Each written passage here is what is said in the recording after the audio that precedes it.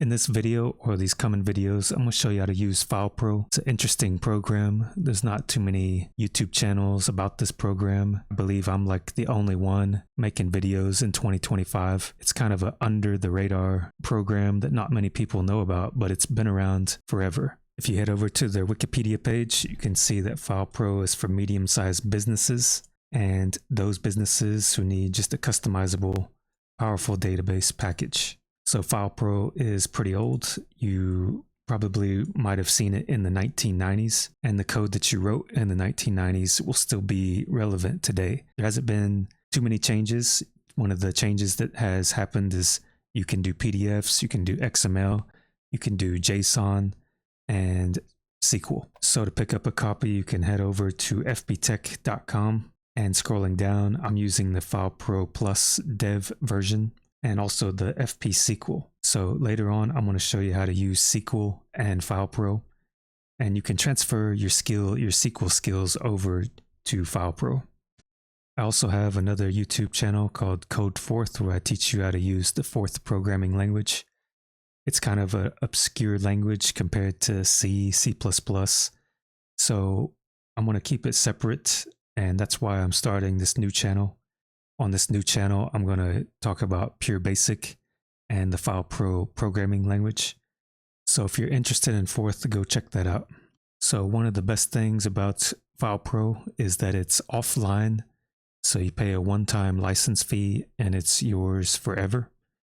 And if you look over at the QuickBooks subreddit, you can see that a lot of people are kind of, losing their mind because this QuickBooks desktop application is moving to the cloud. And a lot of people, as of 2025, are seeing the price increase from, I believe, like $300 to $700 or $700 to $2,000.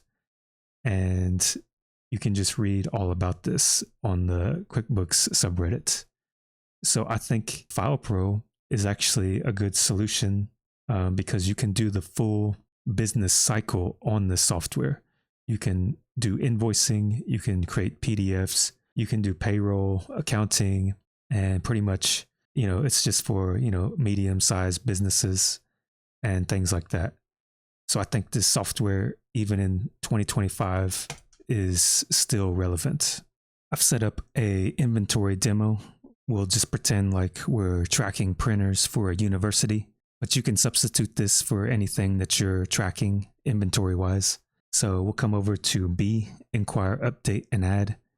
And this is how you update your database after it's been created. So I'll just go into this, and we'll select the file called printers. This is our printer database. And we'll go into record 1. We've got 46 printers that we're tracking. So if we go in here, we can see kind of how it's laid out. And you can customize this layout however you want. So you could put printer ID up here, down here, or whatever. But this kind of made the most sense for me whenever I designed this. But anyways, you see that the layout, you can think of this as kind of an Excel spreadsheet. So in an Excel spreadsheet, you would have kind of the printer ID, the printer name, service ID, location. So if you were tracking inventory in Excel, this is kind of how you would start it out. You would just kind of fill it out line by line. And over here, it's laid out kind of in a similar manner. So we got the printer name, we got city, state, zip, and address. And one of the cool things about this is that I can program this to do just about anything. So if I hit the E key, we can actually bring up our email, and we can have a template that is already filled out for us. And this email template is pulling from this database right here. So you can see that we've got, our printer 2270 DW. We've got the same printer 2270 DW. And we can, pretend like maybe we need the printers down and we need to email someone. So we can move on to the next printer, and we can hit the E key, and we can bring up our email template. You can see it's already filled out the ID, the model. So you can see that right here. Our ID is 112 11288 and we've got 11288. So we can just have this email template, do all the work for us. And next, maybe we need to send someone a map of where this is located. I can just hit the M key and we can be brought into this screen. So we can have a map of where the printer is located and send it out to someone. So I'll just hit a key and I can bring up the Outlook. Here it is.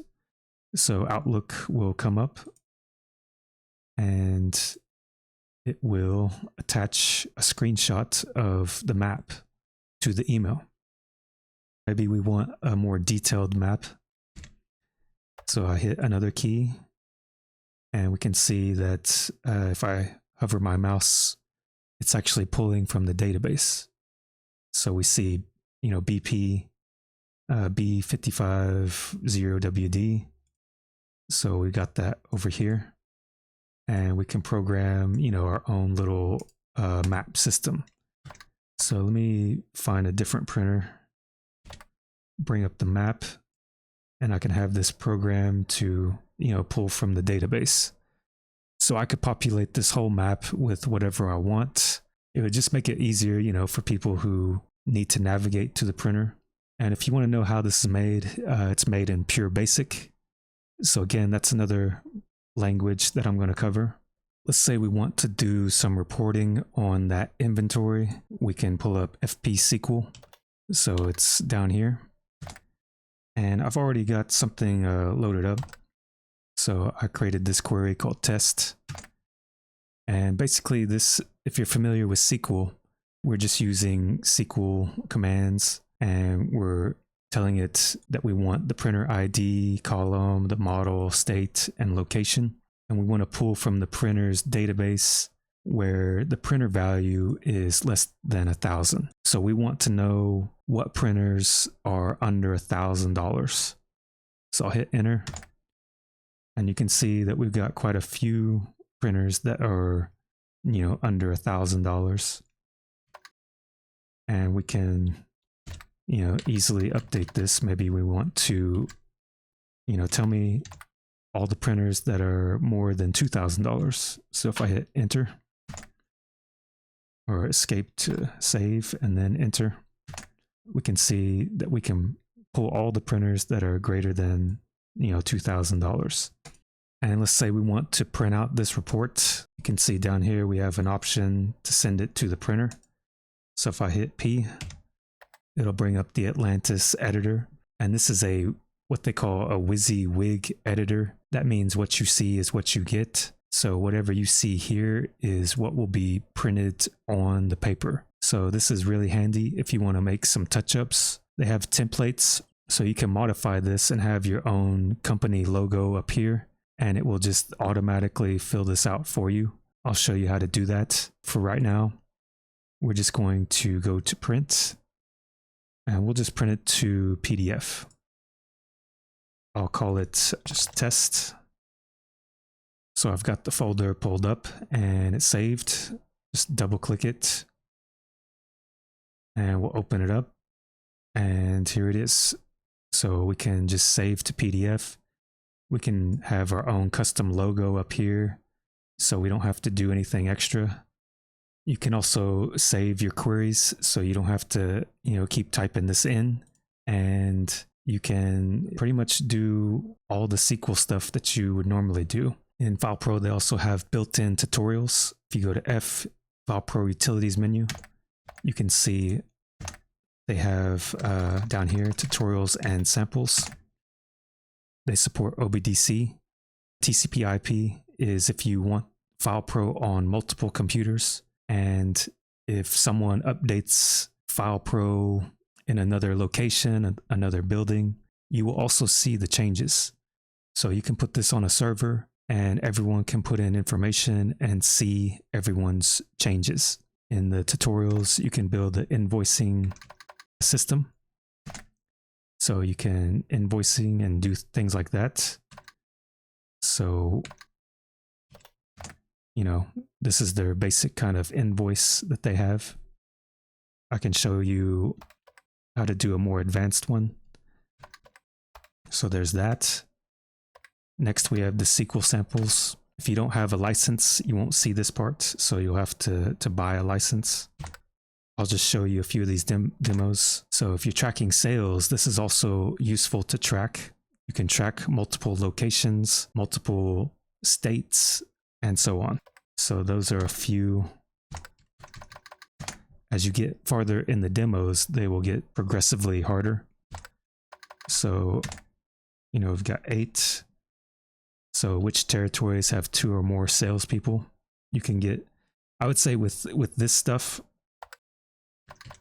you can get super nitpicky with your reporting. I would say that's one of the strengths of FilePro. A lot of these cloud platforms, they don't do all this custom reporting stuff. You have to pay extra, or if you want all this nitpicky reporting stuff, it's going to cost you quite a bit of money.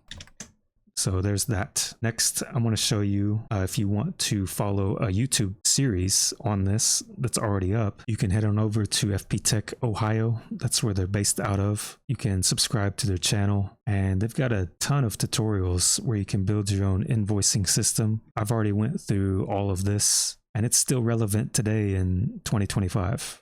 So that's one of the main things about FilePro is the code you write today is going to be relevant for years to come. I would recommend going through their tutorials. If you have any questions or you need a developer, you can email me at dev@basicfpdev.com. If you like this video, like, subscribe, and let me know what you think.